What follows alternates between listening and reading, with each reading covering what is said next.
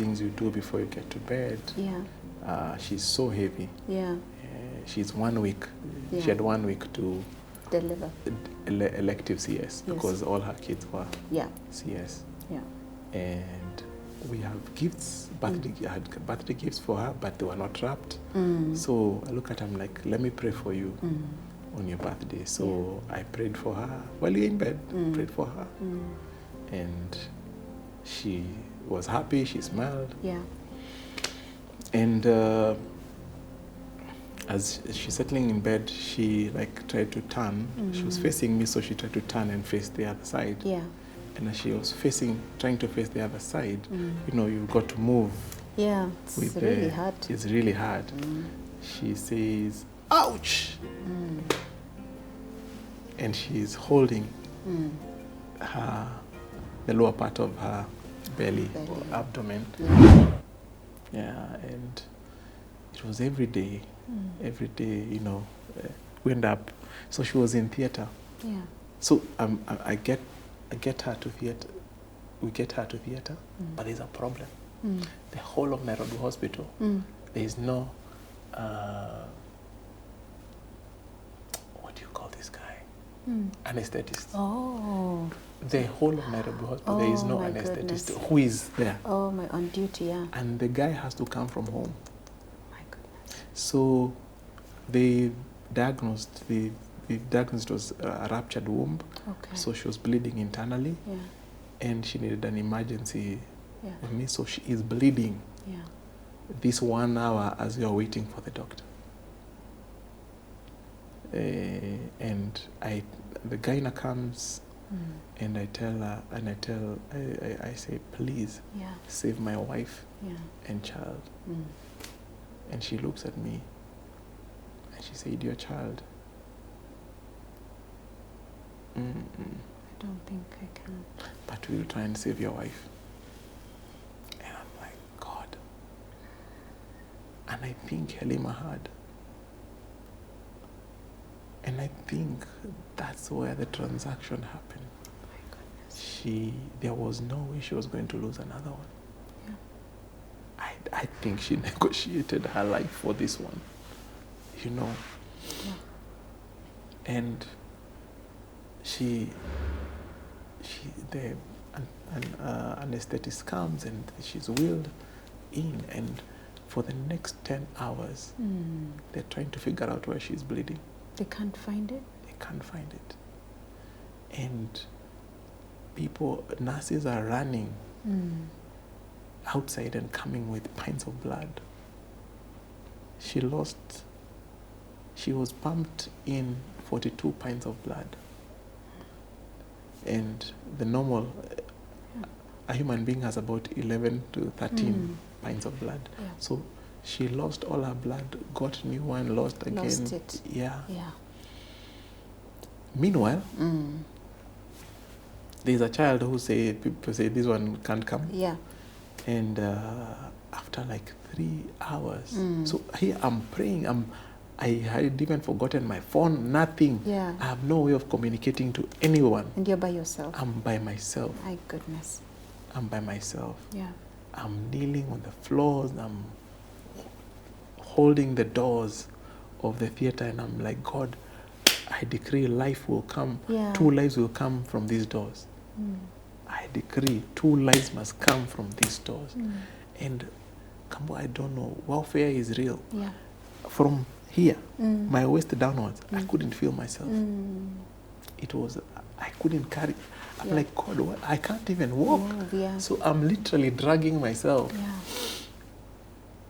And after like 3 hours, this doctor and 2 nurses walk out, and there's only this child who comes out wrapped, swaddled. Yeah. All the others were coming with a cat. Yeah. And they stand there like they are lost. They're like, who could possibly be the father to this child? And I asked them, is that Helima's child? And they said yes.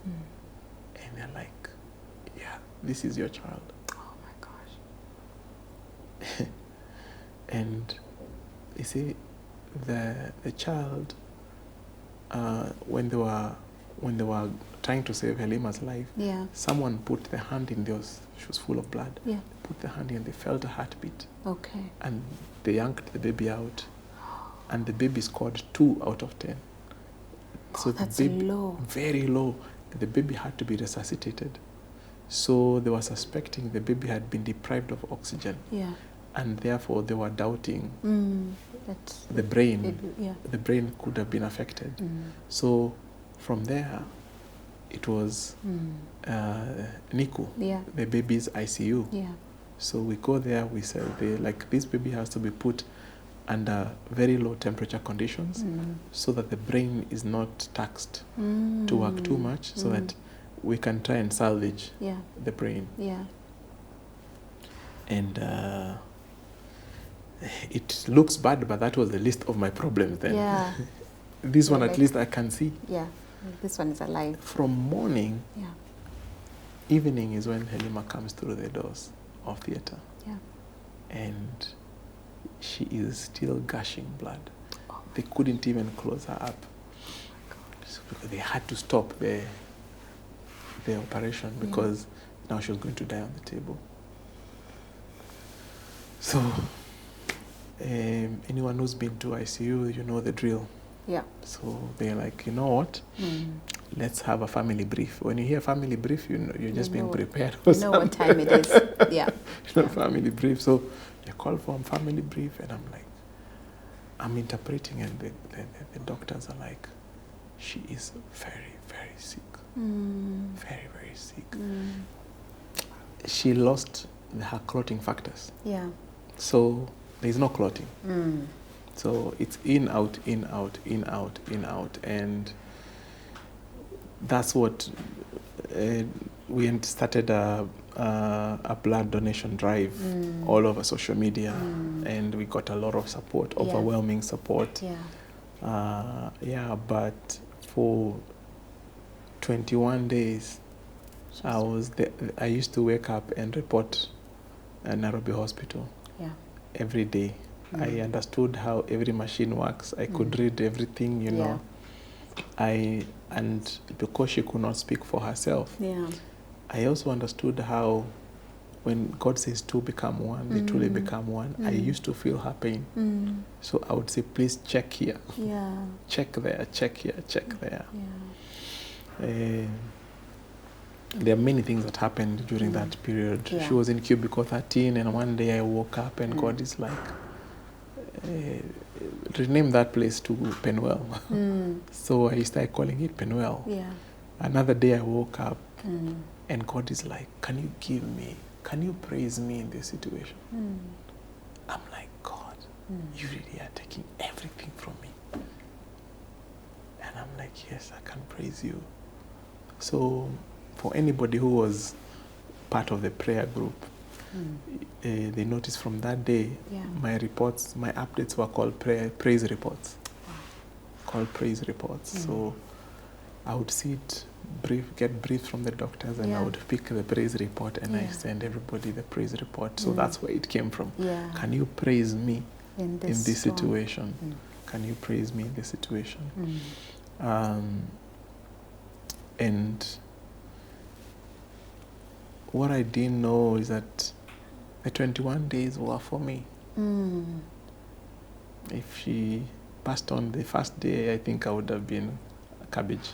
Lost, I'd have been lost. But the 21 days were for me.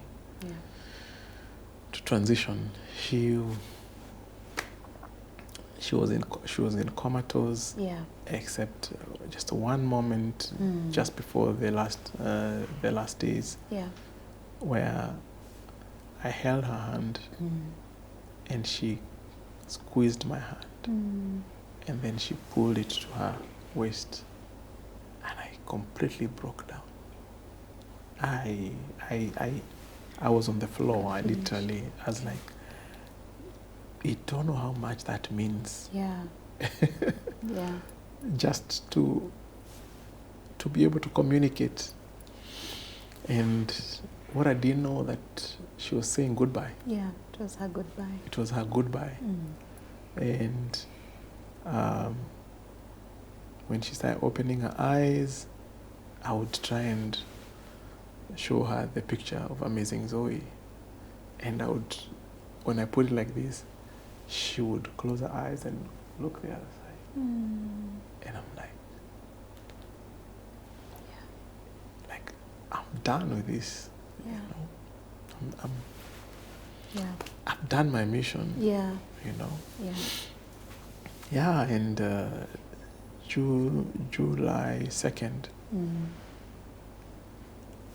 I came. I went to Nairobi Hospital. I had this thing called, today you need to do a miracle. Yeah. I literally was like, God, today you need to do a miracle. This thing, we are doing well, then everything is deteriorating. Yeah. The previous day, everything had reset back like we had just begun. And I came and I was like, God, you need to do something. So the counseling room, we literally had taken over. Yeah. There was a whole prayer team there. Yeah. For as long as I was there. Yeah. And this day, at about midday, Yeah. I just felt I needed to be there. And I had covered her with my prayer shawl. Yeah.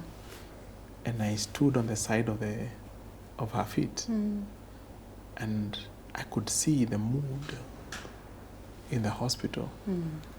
People are no longer running. Yeah. Nothing. Yeah. Yeah. They've let it go. They've accepted. They've let it go. Yeah. And I just held I could not pray. So I took the prayer shawl and I started fanning. I don't even know where I got this idea. I started fanning her like this. And, air would be blown to her face. And as I was fanning her, and I started saying, new breath, new breath, new breath, new breath. And then all of a sudden, her heartbeat moved from 64 to 0. And when that happens, all the alarms should go off. Yeah. Nothing went off. So I go and ask the nurses, what's going on? What's going on? The heartbeat has gone to 0. Yeah. So they dash in there and a whole process of resuscitation starts. Never came back.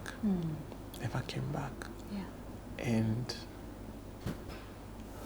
I realized it was a privilege that God allowed me to be in the same room with him and her when he came for her. When she was going home, When she was going home. And I realized that as I was saying new breath, I did not even understand what I was saying. Yeah. But I was giving her a push to the gates of heaven. Yeah. And where she got new breath. Yes, new breath, new breath. Yeah. And that threw us into a different season. Yeah, yeah. So in comes Amazing Zoe. Yeah. Exactly on her birthday. Yeah. June 12th.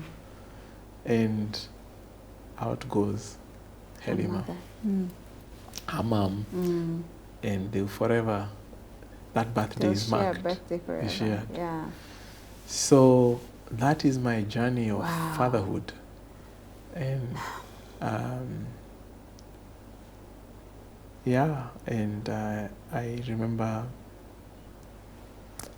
of course, very many people came.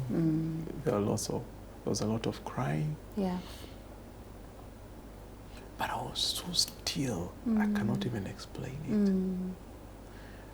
And I got into the car, and my best man was driving my car, and my brother was seated at the front. Yeah.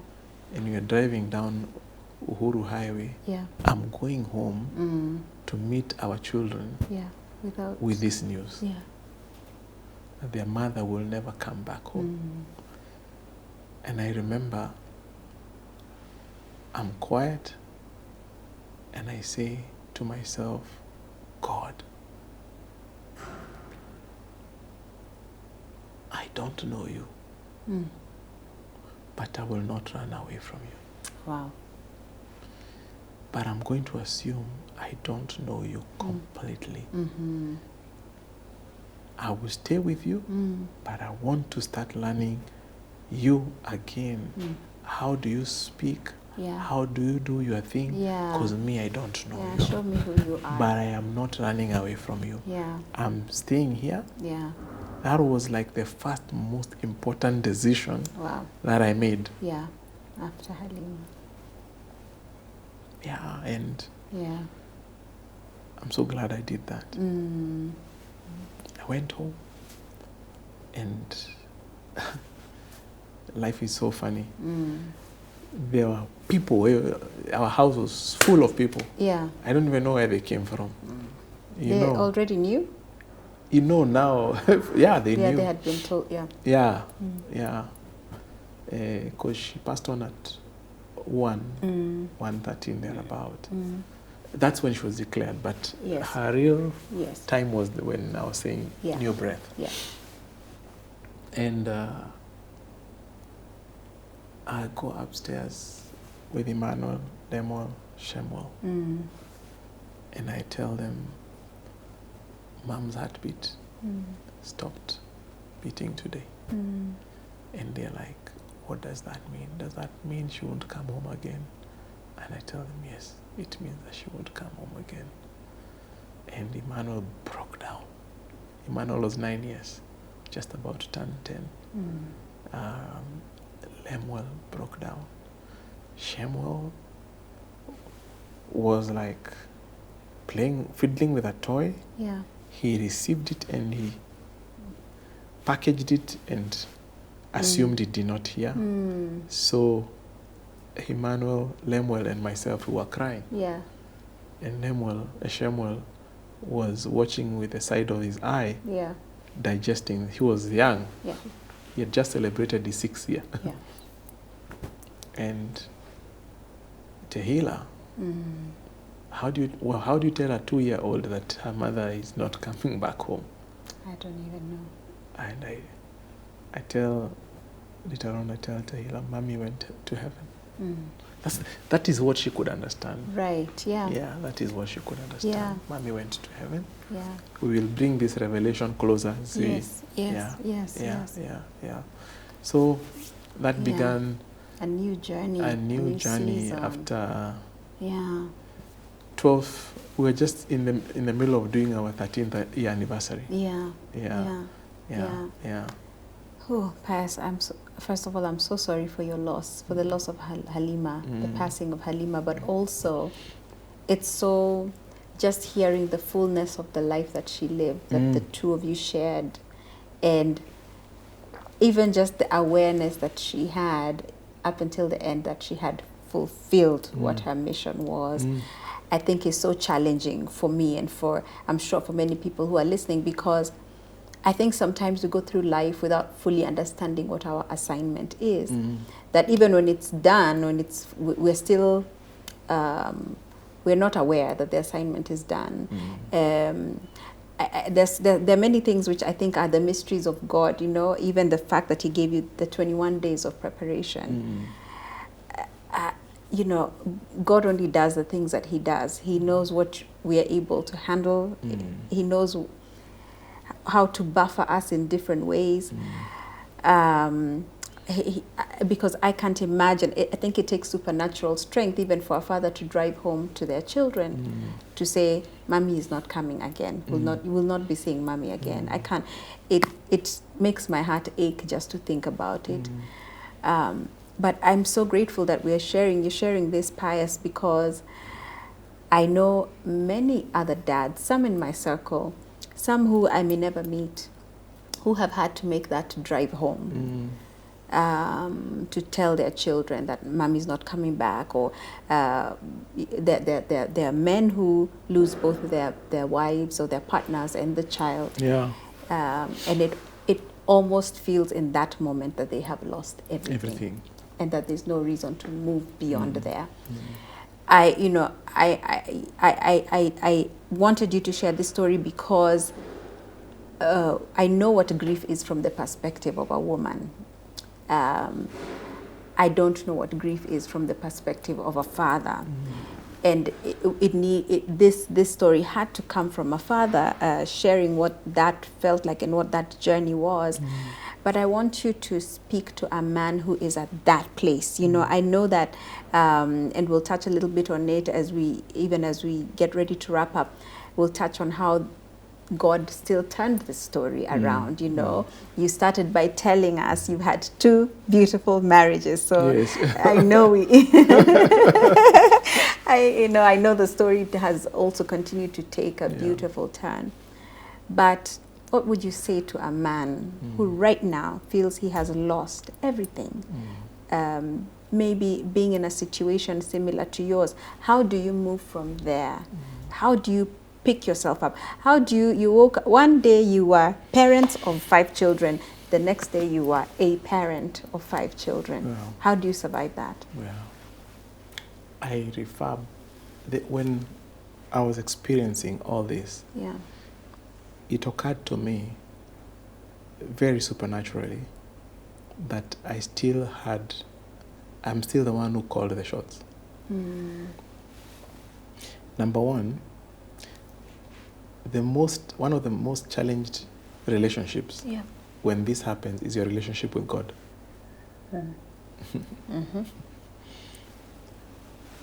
You have to frame this experience within God. And the decision I made, which I've seen a couple of others have made different decisions, was I am not living here. God, I'm not leaving you, but I don't know you. Because you have taken me to a dead end. I don't know you. But teach me once again who you truly are. Let me start again. It is one of the best decisions that you can make. I have seen, Kambua, I know a couple of people who ran away from God. They have, if you put my journey and their journey, it's not comparable. It's night and day. Night and day. So I know one thing the big thing that makes a difference is that God. Relationship. Your relationship with God is challenged. How will it progress from here? You must make the decision. We are continuing this path together with God. Number 2, the second decision I made was we will not be a sad family. We will be a happy family with sad moments. But will not be a sad family with happy moments. Wow, perspective. I was so, what is so funny, let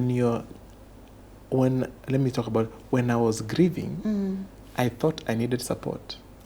But I realized I'm the orchestrator.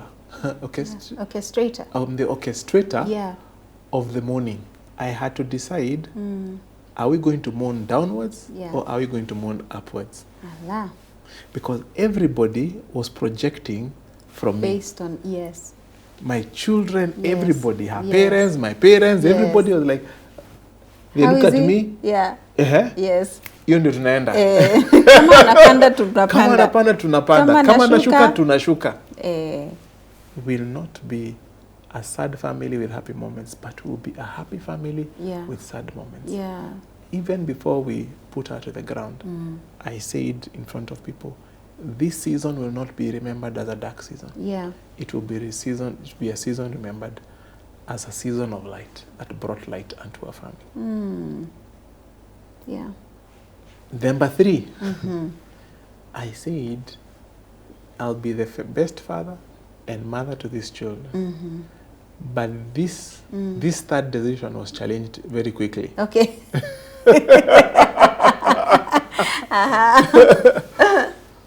I say, I am the only parent, so I'm going to be the best father and best mother to them. And so, and this someone can pick this. So one of the ridiculous decisions that I made was everybody left their bedroom and they came to my bedroom. All of us were sleeping on the same bed. Only Emmanuel would sleep in the same bedroom, Yes. but on a mattress Yeah. on the floor. Yeah. But we needed to be together. I had to Yeah. gather my family Yeah. together, my children together. We needed to be together. We Yeah. needed to cry together. We needed to get through it together. we need to get survive through it together. Yeah. So we would be squeezed in the bed, Mm. and 3 a.m. in the morning, I see a shadow walking in darkness and comes to my side, and then they kiss me on the cheek. Yeah. And it is my son Lemuel, and he tells me, "Dad, I love you." And another night it will be Tahila. She wakes up and she holds me. It's like, it's crazy. Yeah. Yeah. Yeah. Sometimes we're going to bed and Emmanuel will just break into tears, remembering Yeah. his mom. Yeah. And I needed to be there. Yeah. Sometimes it will be, like Tahila, when we are praying, we're praying during dinner time. This night had not arrived, so they were praying for dinner. And Tahila is the one who was praying, and she said, "God, I pray, can you tell our mommy to come back from heaven?" Oh my gosh. When is our mommy coming back from heaven? When she finished the prayer, Lemuel told her, "Let me tell you, mom is not coming back from heaven. It is us who will go to heaven." Yeah. So I come home and Tahila, I'm putting her to bed, and she's like, "Dad, Lemuel told me that mom is not coming back. It is us who will go to heaven." And I realized the truth I had shared with her needed to be progressed. Yes, yes. So I tell her it is true. Yeah, her level of understanding. Her level of understanding is increasing. So I told her it's true. Yeah. She's not coming back. Yeah. So we need to. Yeah. And this day, she was, she wanted to go to the washroom, and I take her to the washroom, and she finishes and she starts crying, and I ask her, "What is it?" And she tells me, "I want my mom." And I'm like, "Man, I've done everything to be a father and a mother." Yeah. So I ask her, "I told you mom is not coming back from heaven." Yeah. And she tells me, she corrects me, she tells me, "I don't mean that mom. Yeah. I mean my new mom." Oh. I'm like, "What?" Yeah. So Tahila called her new mom first. Wow. Yeah. She called her out. Yeah. See, "I mean my new mom." So Yeah. I'm like, but I'm doing everything to be a father and a mother too. So I learned during grieving, when you're grieving with children, you need to ask them. So what you probe further. Yeah. So what do you want your mom to do for you? Yeah. And she's like, "I want my mom to put makeup on me, to put lipstick on me." And I was like, "I'm done. Yeah. I'm done. Yeah, things like There is no way I can be a mom. There is no way. No way I'll be a mom." So I said, from today henceforth, I will try to be the best and special dad to my children. Mom business. It's not your role. It's not my role. Yeah. After all, Yeah. she even said, "Now we need a new mom." Yeah. Oh my goodness. So now that we need a new mom. Three decisions. Yeah. Your relationship with God. Yeah. How do you decide to mourn? Yeah. As a family. Yeah. What is the mood? What mood will you orchestrate in your surroundings? And number 3 is, who do you become? What is your role to your children? Yeah. Those are 3 big decisions. Yeah. In fact, I went to school when they reopened. Kambua, we became this family. I enter into a room, that's the guy who lost his wife. It becomes almost like a label. It is called grief. Grief branding. Yeah. Grief branding. Yeah, I know. And my kids became, those are the kids that lost their mom. Yeah. So I went to their school when they were reopening, and we were with Susan. I'll tell you a story about Susan. And I said to the teachers and the head teacher, our children, my children, are not children with disabilities. Yeah. I do not want them to be treated different. So if they do anything wrong, they should be disciplined like other Any children. other child, yeah. Do not make them to feel different from who they were Yeah. before their mom died. Correct. Yeah. Treat them exactly the same way. Yeah, yeah. No special treatment. Yeah. We are not going to give ourselves excuses because we are grieving. Yeah. So that was another major decision. Yeah.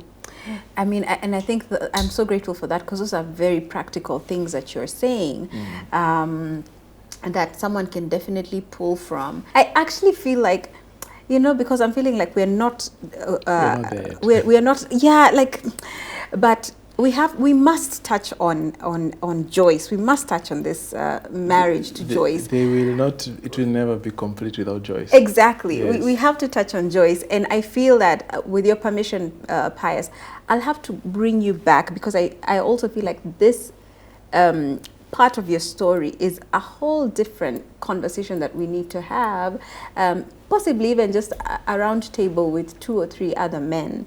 But for now that I have you for a few more minutes, please tell us, because Tahila said, I want my new mom. Yes? Tell us where new mom came from. How did that happen? How much longer? And tell us. This one I want to beg your indulgence. Yes, sure. This story will never be balanced until we say this part of the story. Yes. So, when on July 12th, we buried Helima. Yeah. And then, so July 3rd, July 2nd is when she passed on. Yeah.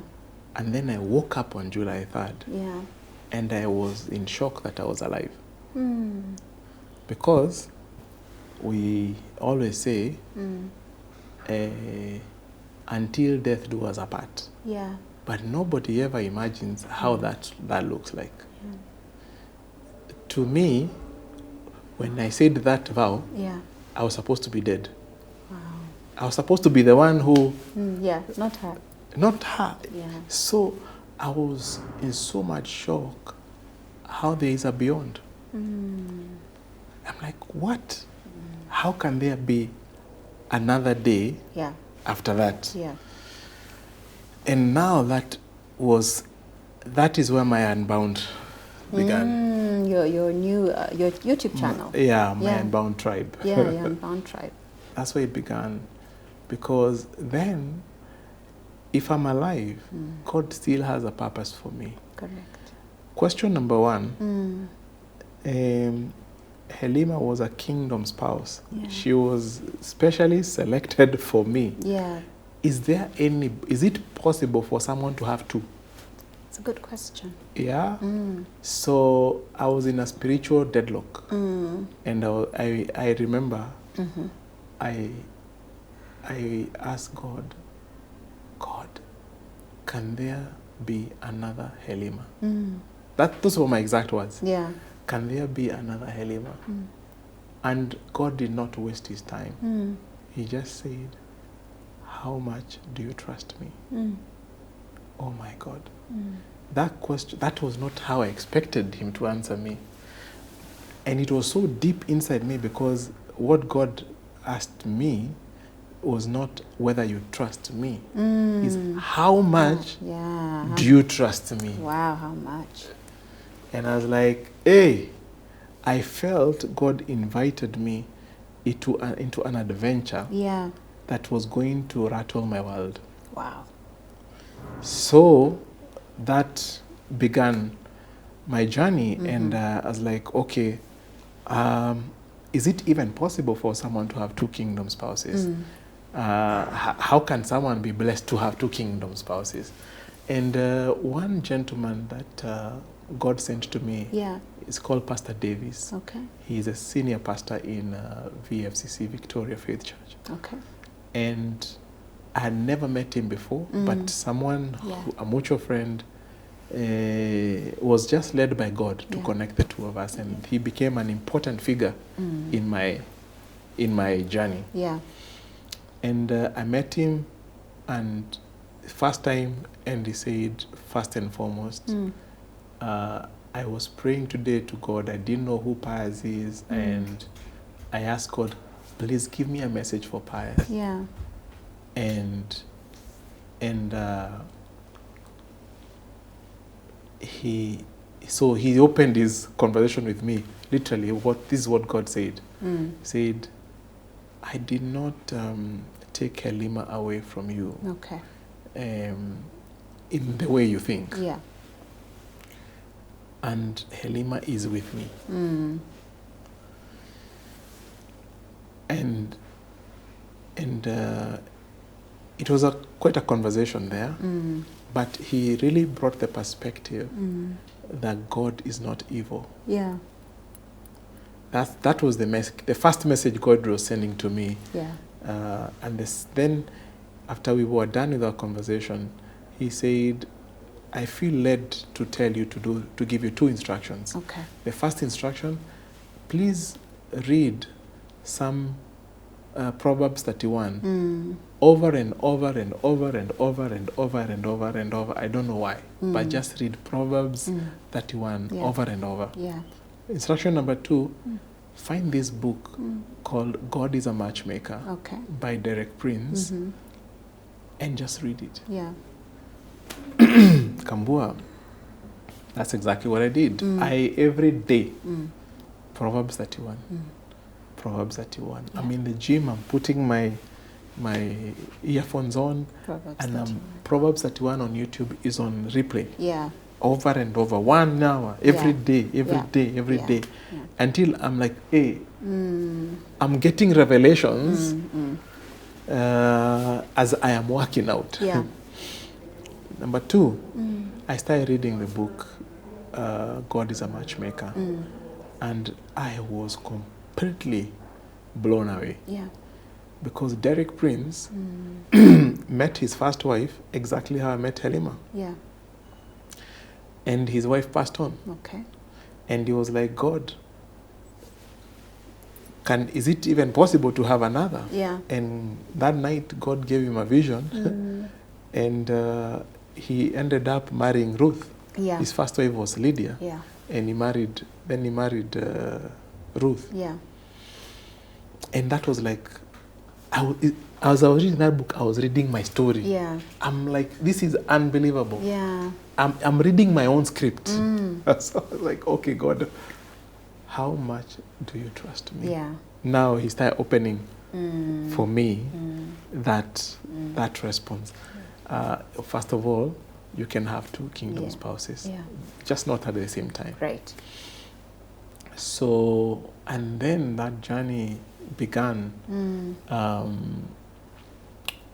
A very profound moment was in August, late July. Yeah. I think July 28th. One of the people who just was, people send you all manner of things. Yeah. And people have to send scriptures. That's not even what you need at that point. But there is somebody who sent me a scripture. Okay. And that scripture, it just jumped. It was Genesis 22. Okay. And I went to read Genesis 22. And it is a story of Abraham. God has instructed him to go and sacrifice his son. One son whom he loves. Yeah.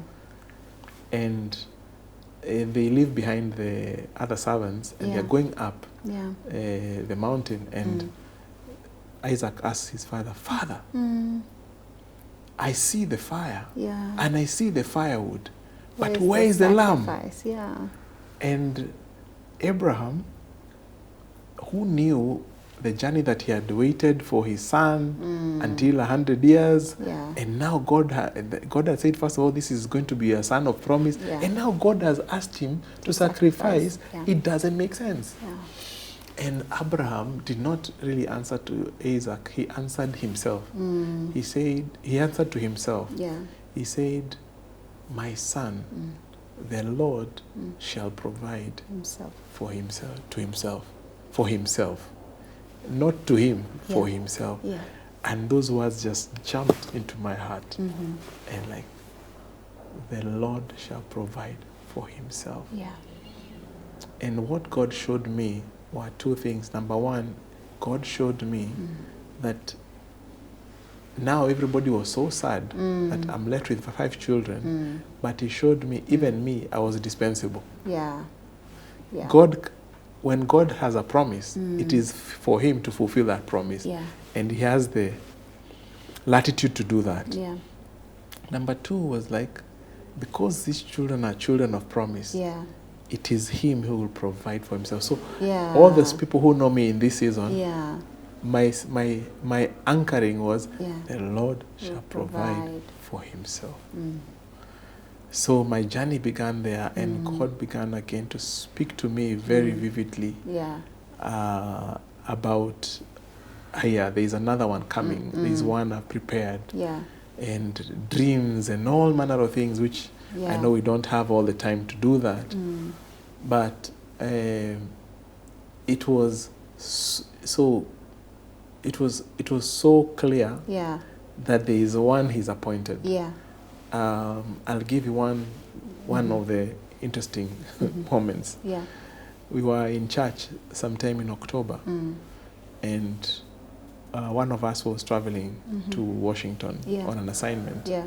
And we were just finishing church, wrapping up church, and it was time to pray. And the pastor stands up, and we all stand up, and we're just about to pray. And before she could start, she's called Pastor Joy. Yeah. She said, "Who has a golden key?" And I'm like, everybody's like, "Who asked for a golden key?" And everybody started fidgeting with their pockets, and others their handbags. But one lady called Sylvia had a golden key. Okay. So she removed the golden key, and she's headed to hand it over to the pastor, and the pastor said, "No. Yeah. God says, give that key to Pius." Okay.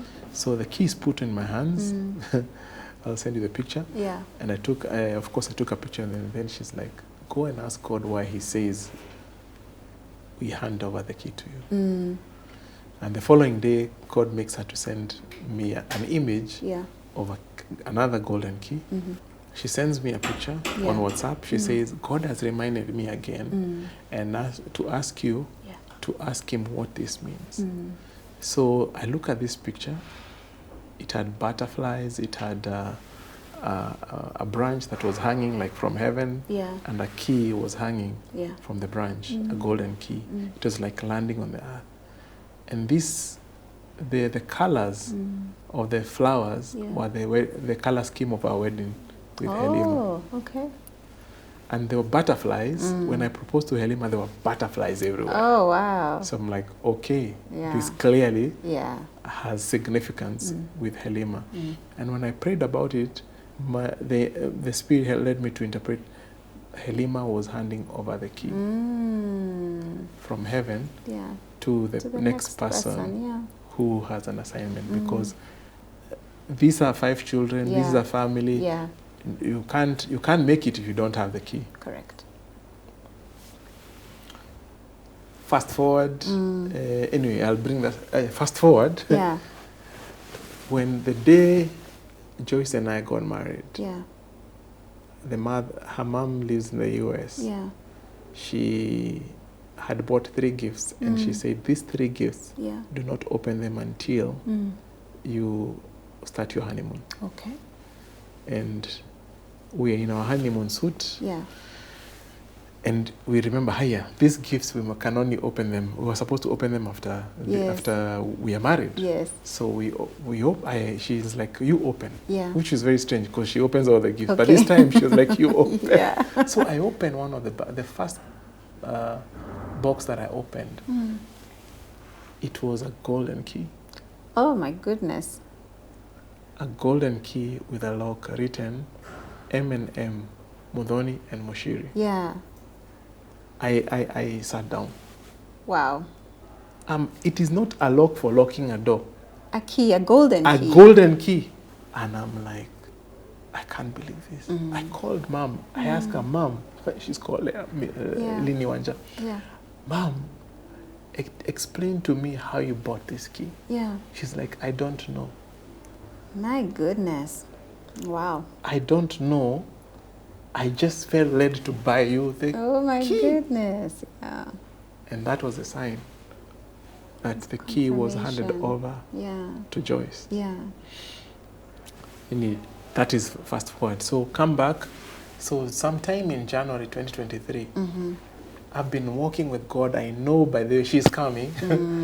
And God starts saying consistently, it is time, it is time, it is time, it is. I'm like, God, what is going on? Yeah. I would, anything, anywhere, and if I'm watching a video, like I remember this night, I was watching a video. Yeah. I'm alone, so I have all the time. I was watching a video and then fell asleep. And the video continued playing, another one came, another one came, then I woke up and I look at my phone and the last video, which was just about to finish, the title was "It Is Time." Okay, wow.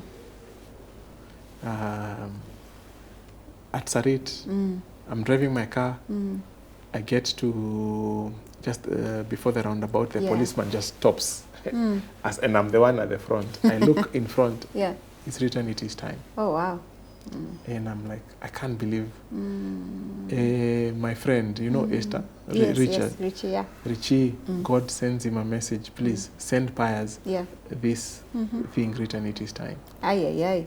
Okay. So it was so many things. So I was like, God, what am I supposed to do something? In this time, it is time. I'm like, no, you just wait. So March 13th, 2023, and I'm really speeding up the story. I know, we are not doing this story, but we will come back to it. It's okay.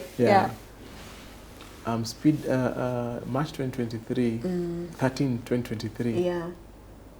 I'm meeting Rev Peter Odera. He's coming to my office. We have a meeting at 11. And he comes. And then he tells me, by the way, I've invited Joyce to join me. I would want to do an introduction. And he does not even tell me who Joyce is. But she was not on the calendar. Okay. She was not on my calendar. So I assumed he was speaking about his wife. Okay, Rose. Rose, for some reason. And then at about 12 noon, my PA comes. She's called Cynthia. She's like, Pius, Joyce is here. Can I let her in? And I'm like, is she the one you're expecting? He's like, yes. Let's say, please let her in. So she walks in. And the moment I look at her and I'm like, this cannot be Rev Pete's wife. I think I know how she looks.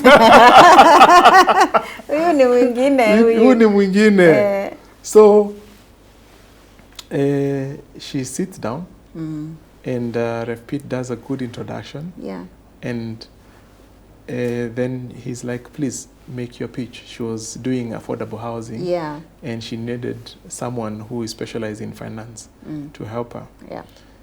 And she starts talking.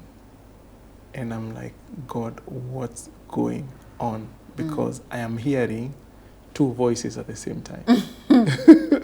One is inside me, and another one is the one that is talking. So I'm like, this has never happened to me. And we're done with the meeting. Later on, let me just say what happened. Later on, when he told Rev Pete that where we were headed, he's like, I have been waiting for this, because when Joyce walked in and you guys shook hands, I held my nose and I said, what have I just done? Oh my goodness. So he saw something. He saw it immediately. Wow. And he said, have I just introduced Pius to his future wife? Wow. So he saw it, but he pondered like Mary in his heart. And God will not let him to say anything. Anyway, the project was too early in its infancy. So I was like, I think I better just hold your hand. And because I can see the product needs someone who has financial expertise to be fully formed. So that's how I met Joyce again. No, sorry. So after Joyce left, I called my best man. I tell my best man, I don't know what has happened, but someone has come into my office and I feel like a big door has just been flung open, literally flung open, and I had no control. And he's like, who is this? It's a lady called Joyce. And he laughs because to him, it was his interpretation was, this guy has been grieving, Yeah. but now he's starting to see. Yeah, his eyes are opening again. His eyes are open. But to me, yeah, it was different. it was different.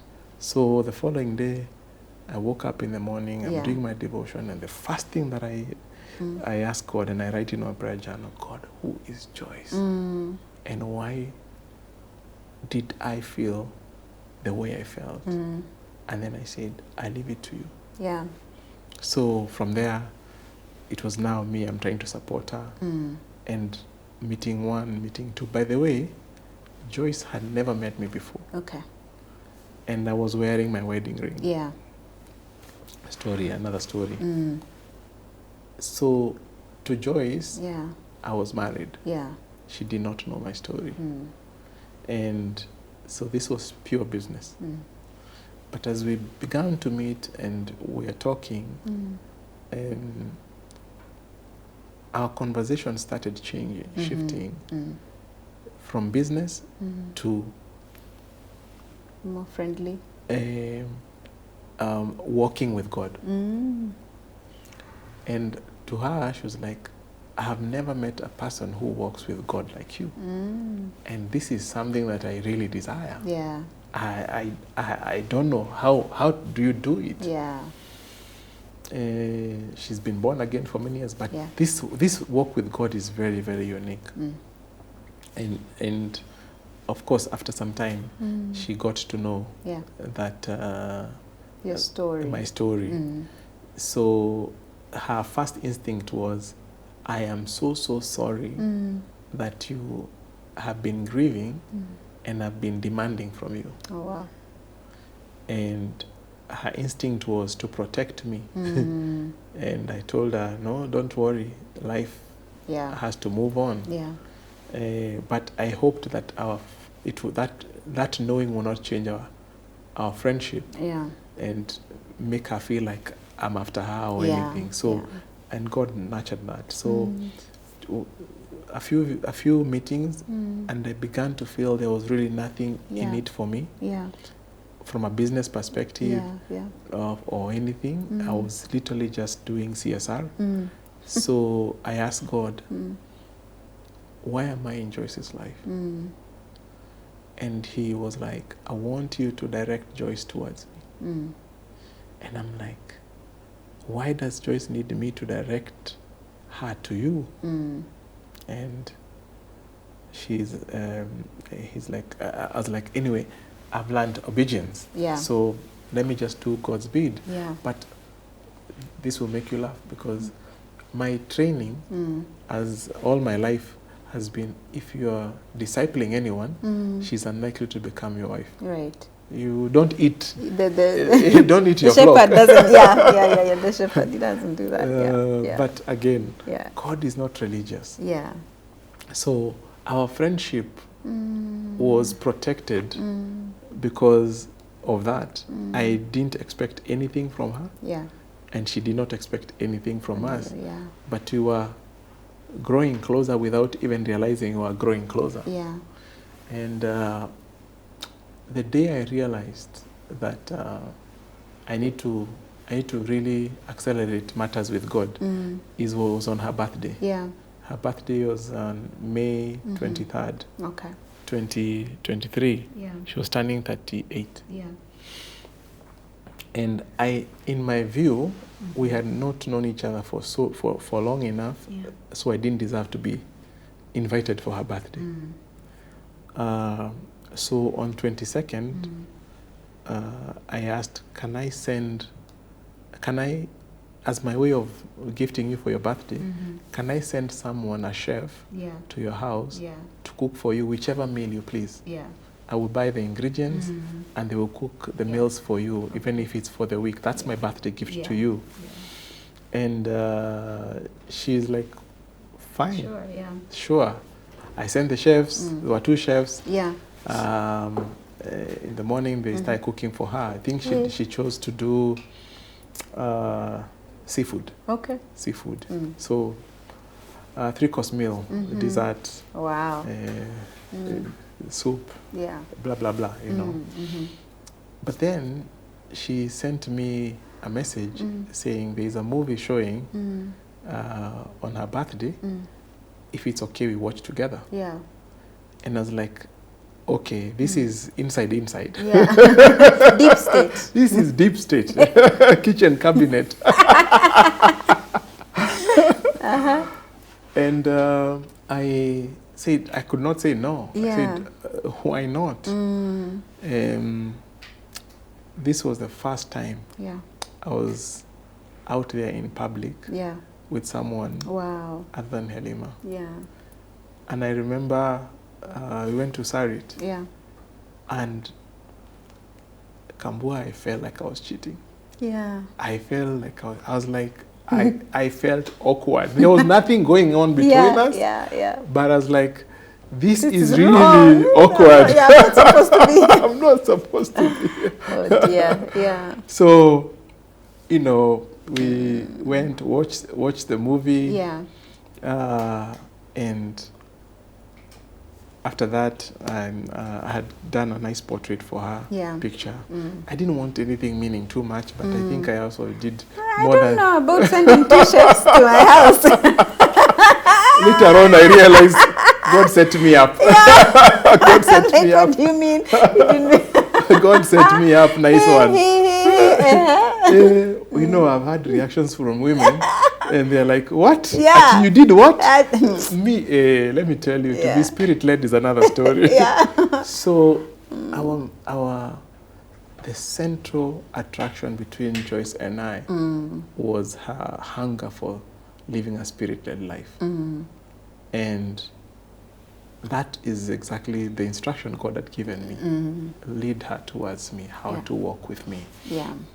And so she would go tell her friends, you know, I have this friend of mine, he's called Pius. This guy lives a spirited life. Yeah. And they like, Ati what? Eh? Yeah. So she'll tell her story. Yeah. But even I was like, hey, this thing is, are you sure he's just your friend? Yeah. Anyway, so after that birthday, I had made a vow to God. I'll never commit to anyone unless he has approved. Yeah. And I had told Joyce all along, because I did not want to mislead her. Yeah. That we are friends. Yeah. And these are my conditions. Me, I only marry the one who God says. Yeah. So I don't want in any way my actions to be misinterpreted. Yeah. But I felt very strongly after that I needed to remove myself from her and just dedicate my time to pray and know what is God saying about this. Yeah. So on I called her. I told her on 29th of May, I'll begin a 21-day fast. I will not call you. I will not write to you. I not text you. There will be absolutely zero communication between you and I. But just know, see no power. Yeah. I am not. I'm not one of those guys who just zoom out or zone out of a friendship. Yeah. I just want to make sure that I'm aligned with the Spirit of God. Yeah, get clarity. And she's like, you know what, why not? And I remember 27th was 29th was a Monday, so 27th was a Saturday. Yeah. And we were like, let's have our last coffee together. Yeah. So we met at the waterfront. And we spoke that day. Yeah. Is the first time as we were speaking, everything began to come together for me. And I started connecting all the things that God had told me, how they were converging with this woman. Yeah. And I told her, this is so interesting. Yeah. And I remember that night we spoke until past midnight. Yeah. And she asked me, do you still want to do your 21 days? I said, absolutely yes. And there is this So in my teaching, Yeah. of how to walk with God, Yeah. I taught her something that I had borrowed from Priscilla Shira. You know her? Yeah. Shira. Yeah. And her and her husband had said, if you're making a big decision in your life, you need to not only hear from God once, Yeah. but you need to seek His confirmation and His confirmation. And they gave an analogy of landing a Boeing 777. Yeah. You say, when you're landing a Boeing 777, you're up there, you don't look for one light. Yeah. You don't look for two lights. Yeah. You look for a ray of lights Yeah. on one side Yeah. and another ray of lights on Yeah. the other side, Yeah. and you know Yeah. this is where you land your Boeing 777. Yeah. So see, this is just one light. We need many lights, and it's a beautiful analogy that I carry forward. Yeah. So 29th, Yeah. it was cold turkey. Yeah. You've started your fast. I've started my fast. Yeah. And oh dear, I did not know that I would miss her that much. My goodness, Yeah. I did not know we had become so, we had much. bonded that much. Yeah. Even though there was really nothing between us. But my state before I began that, and the reason why I insisted on us having a last coffee, is in case she could not handle God's decision that we were never meant together, that would have been our last supper. Okay. Yeah. And also, I knew it would hurt me. Yeah. So, like, I was ready for God to say no. Yeah. And I was happy with that. Yeah. No matter how much I felt about it. Yeah. So, day one, I woke up in the morning, God was like, you've already met your wife.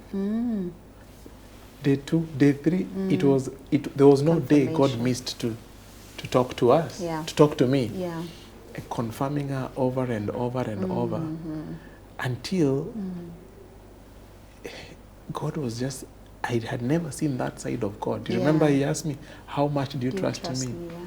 I think day 9, he was like, you know your wife is very beautiful. And I'm like, God, you speak this kind of language? Yeah.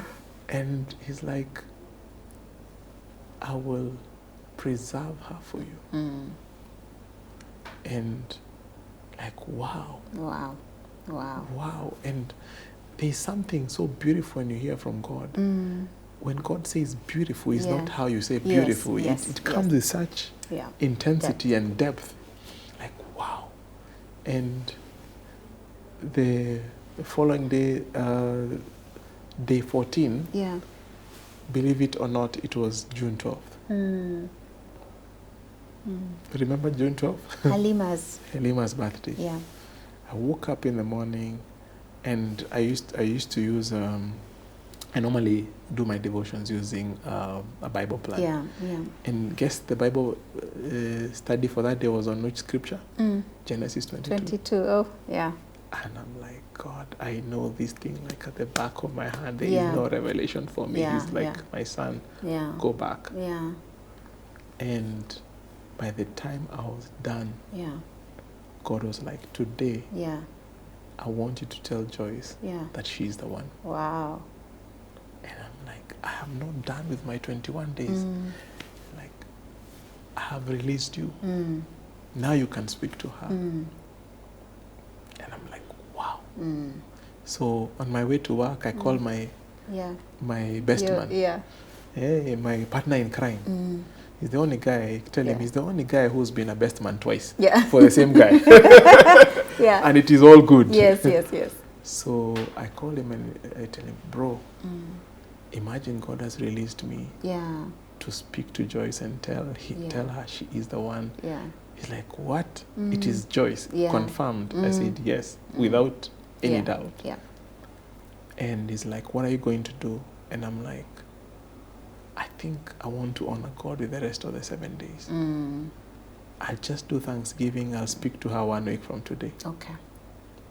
That sounds very noble. Yeah. Go to the office, do my business, then I go to the washroom, and God has done. There's no reputation on you with God. Yeah. I'm in the washroom and God is like, I told you it will happen on the first day of the 13th month. So on February 16th, God has spoken to me about an anniversary, which I did not know it was exactly for what. Like, what? First day of the 13th month? Then I was like, then that corresponds with Helima's birthday, which is today, but that can only be tomorrow. And the Holy Spirit was like, no, check again. And I'm like, okay, I'm in the washroom, picture this. If Helima was alive, today would have been the first day of her 48th year. And because she shares a birthday with Amazing Zoe, so today is the first day of Amazing Zoe's 13th month. So today is the day. Oh, wow. Yeah. I literally ran because what God was challenging was my obedience. I was being religious. Insisting on 21 days. Like, I don't want Thanksgiving. I have a mission. I've told you to do something. I need to do something. Yeah. So I go to my office, pick up my phone, and I call. And I don't know what to expect because anything is possible. Maybe she moved on. And she picks up and she's laughing. And she's like, and I'm like, hi. She's like, hi. And I'm like, I hope you've been praying. And she's like, yes, I've been praying. And I'm like, I hope you've been hearing God. And she's like, yes, I've been hearing God. And then I'm like, I hope you know you're the one. She's like, yes, I know I'm the one. Wow. I'm like, I cannot believe. I'm like, how do you know you're the one? Now later on, I'm like, how did you know you're the one? She's like, the same morning, June 12th, she was leaving the house to go and do her nails. And she gets to the door and she has this strong unction to go back to the house and pray. And she kneels down next to her bed and she opens the Bible and it lands on Ruth 4:11. And God says, pray over this scripture. And it's where it says, and your house shall be like Leah and Rachel, who brought up the house of Israel. And your husband will be famous like you know. And God is like, okay, go back to the scripture and now replace the word Leah and Rachel with you and Helima. Oh, wow. So, like, and it was like, receive Moshiri, say Moshiri as your husband. And she's like, I receive Moshiri as my husband. And then God is like, now you can go. Wow. So she's at the salon. She cannot believe. Wow. It's not yet 21 days. So this date is very important. Because when on that day Helima was in hospital, as people now join me to pray with me, our spiritual dad, Rev John, as also he was praying, he got a revelation and he called us together. And he said, I've received a word from God and God says that we call this a good day. And everybody started saying, today is a good day. Today is a good day. Helima is fighting for life. Wow. And we're saying, God, today is a good day. What we did not know, we were prophesying for that same day 1 year from that day. So it turned out to be truly today is a good day. It became truly a good So day.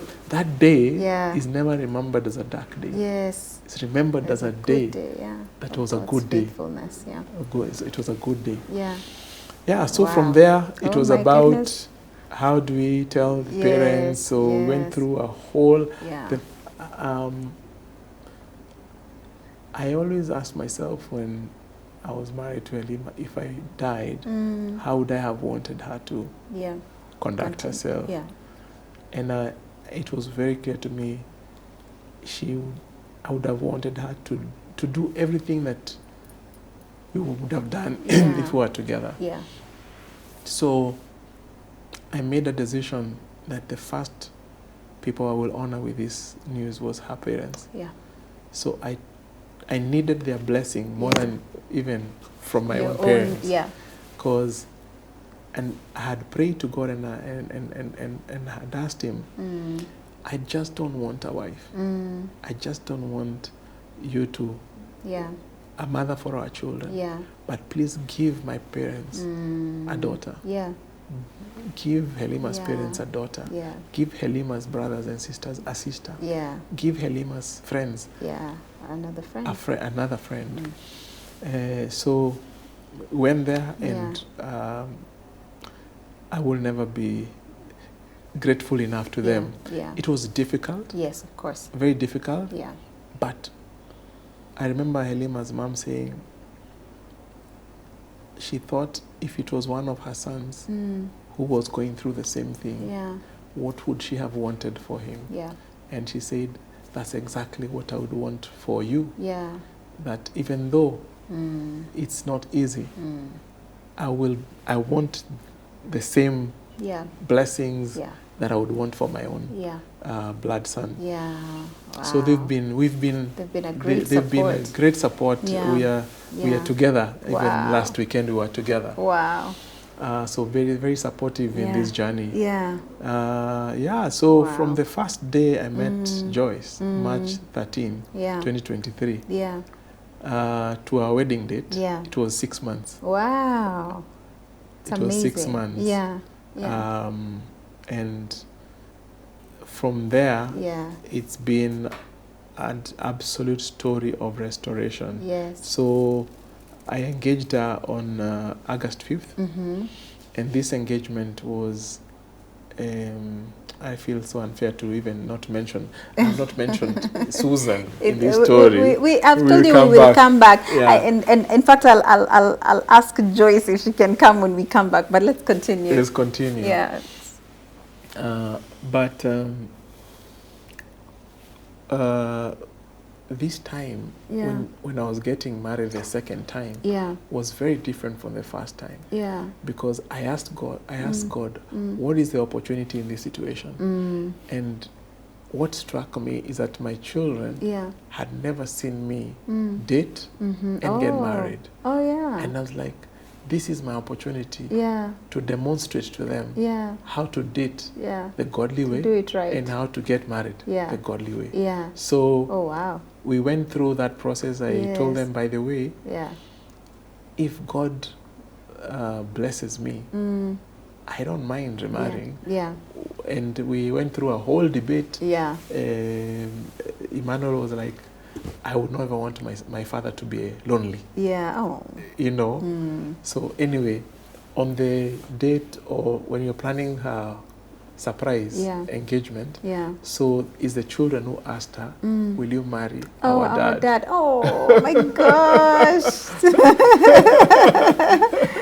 Will you marry our dad? That's beautiful. Yeah. And the moment that happened, instantly Tahila started calling her mom. Oh, wow. Instantly. Wow. Tahila started calling her mom. Wow. And Kambua, I don't know how to describe this. Yeah. I still remember I was upstairs. Yeah. Tahila was downstairs. Yeah. Joyce was going down the stairs. Yeah. And I heard, Mom, Mom, Mom. And I was like, oh my God. Wow. I didn't know how I had missed those words. Yes. Mom. And Tahila got what she had asked for. Exactly. Yeah. So Tahila was like, why are you not staying with us? And she's like, not yet. She's like, not yet. We need to do a wedding. Yes. Then I can come stay with you guys. Yeah. And she's like, you need to get married for the second time. Yeah. Oh, bless. Yeah. So she was like, okay, fine. You need to get married for the second time. Yeah. So Tahila started calling her mom. Wow. Then Shemuel. Yeah. And then the two boys, Emmanuel and Lemuel, kind of waited. Let's do the wedding. Yeah. So from the date of the wedding, everybody started calling her mom. Call her mom. And this again is a very spiritual walk. Yeah. Because God gave me a very specific instruction. Yeah. Never ever call her stepmom. Yeah. See, there is no such word in his vocabulary. Yeah, she's he the said, mother. Call her new mom. Just like Helima, when she got Emmanuel, she became a new mom. Yeah. Even this one has gotten 5 children, and it's become A a new new mom. mom. Over time, Yeah. the new falls away. Correct. And The now mom, just everybody mom. just calls her mom. Yeah. Believe it or not, Kambua, Yeah. I wonder who came. Yeah. Is it me or Joyce? Because all the kids, Yeah. everybody is mom, Yeah. mom. They knock on our bedroom. You're like, mom. I'm here. I'm like, I'm here. I've been here longer. I'm here. Yeah, Like, that's mom. beautiful. Yeah. So the word mom was Yeah. redeemed. Wow. Yeah. Redemption. So yeah. the other thing I want to say is, before I met Joyce, I asked God, what do you want from this second marriage? And he was very clear: redemption.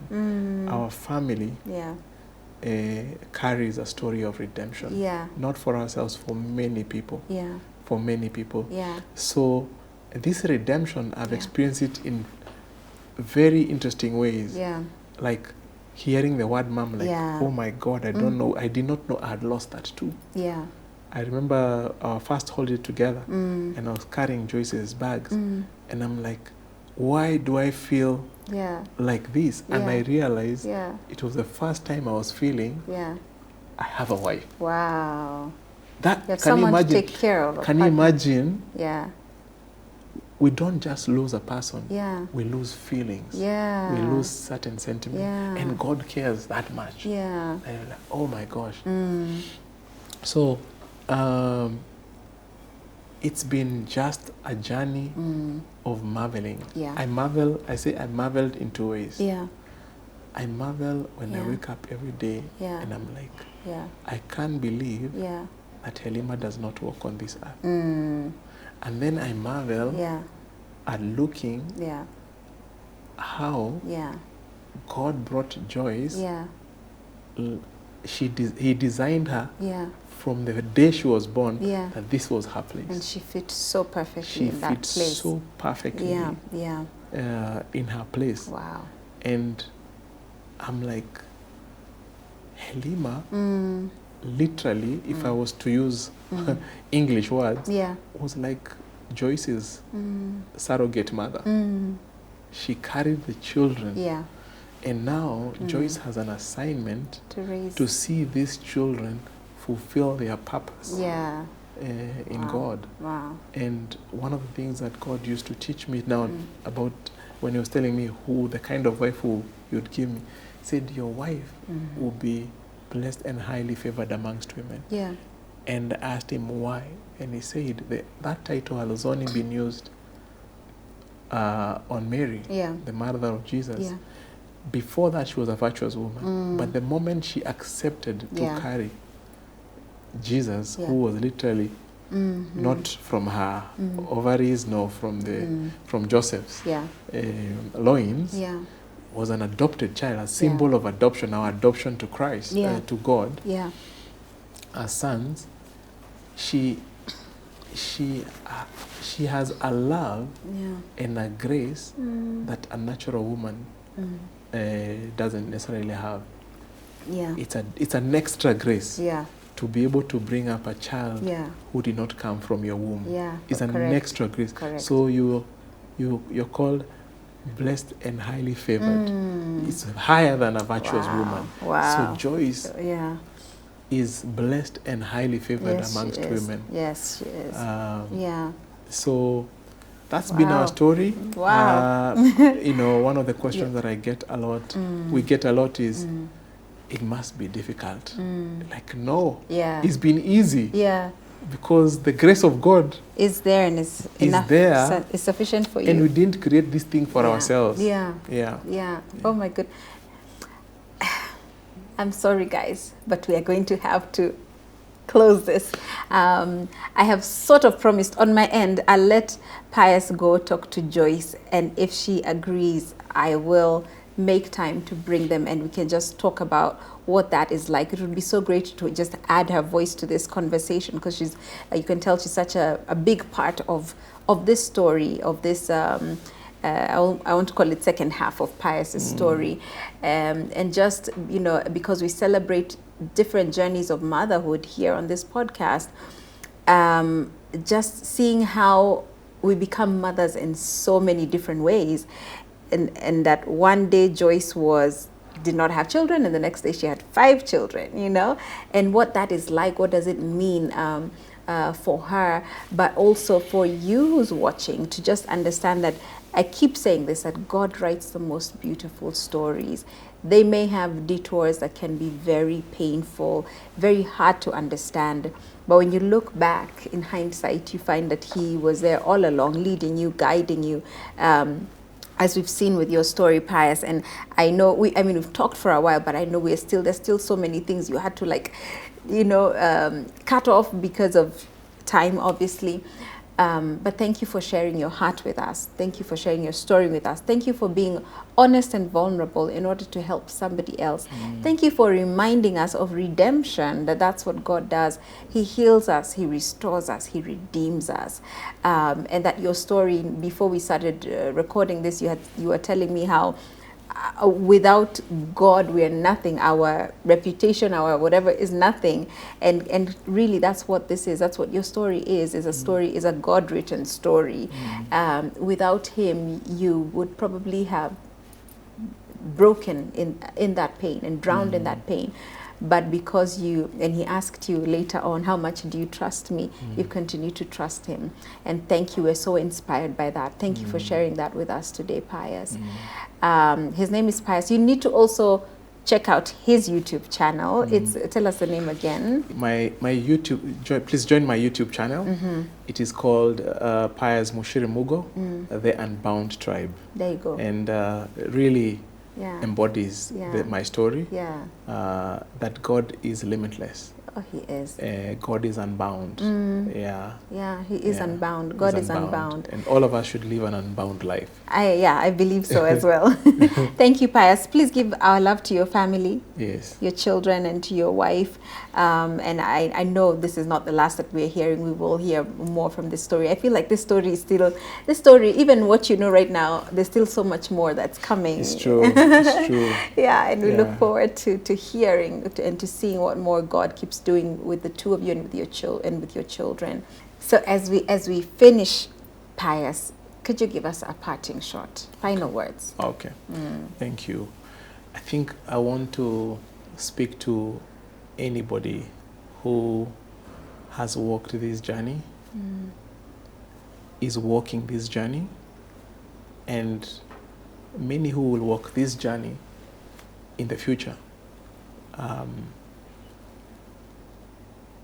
Number one, I just want to say, I want to remind you from this story, how much do you trust God?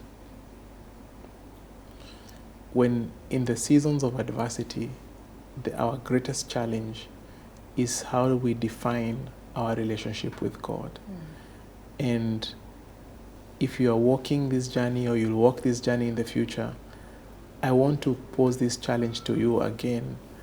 How much do you trust God? Because God is, when I lost my wife, God was already 1 year ahead of me, about to usher in Joyce. Number two, I want to say God leaves no gaps. God leaves no gaps. When Helima passed on, my children did not miss a mother, because He brought Susan Otieno and her family to step in, and I lived with Susan for 1.5 years in the house. A baby who never breastfed, a baby who never met her mother, but amazing Zoe can never ever stand and say that she has never had a mother, she missed a mother at any point in her life. So the first 1.5 years of her life, God made sure, God sent us Susan, so that amazing Zoe's story will be amazing. And I believe if you look around you, you will identify a Susan. And I also want to take this opportunity to say thank you to Susan and her husband, Rev Tom Otieno, and their children, our children. I know this story of Susan and I and the Otieno's will be told another time. Yeah. But I want it to be on record that I am eternally grateful. Wow. And I want to encourage everyone with Susan that there is a Susan in your life. Mm-hmm. Even before you meet your Joyce, there is a Susan that God will send to make sure that there is no gap. Mm. And for all the Susans out there, Yeah. I want to appreciate you. I want to say you are blessed, and your reward, even though you will have a reward here on earth, you have much more reward even in heaven, because no human being can ever reward you. I also want to speak to the Joyces out there that you're bold, you're courageous to take on 5 children or 1 child or 2. It is to take on a package. Yeah. I want to say thank you to my wife Joyce, and may God bless you beyond measure for taking on the responsibility of ensuring that what Helima left behind those children, that offspring, will meet their divine purpose. Your reward is beyond measure. And to all those ladies that I know who have done what Joyce has done, I love you all. Yeah. God bless you. God is a good God. Yeah. God is a good God in all seasons. Amen. God bless you. God bless you. Thank you, Pius. Thank you. And thank you, all of you, being Kambua family, for staying here with us. And I look forward to catching up with you again next time. God bless you. Women are not dying because of causes we do not know. Yeah. Because of diseases we do not know. Yeah. We know these diseases. Yeah. Women are dying because we have not made a conscious decision that their lives are worth saving.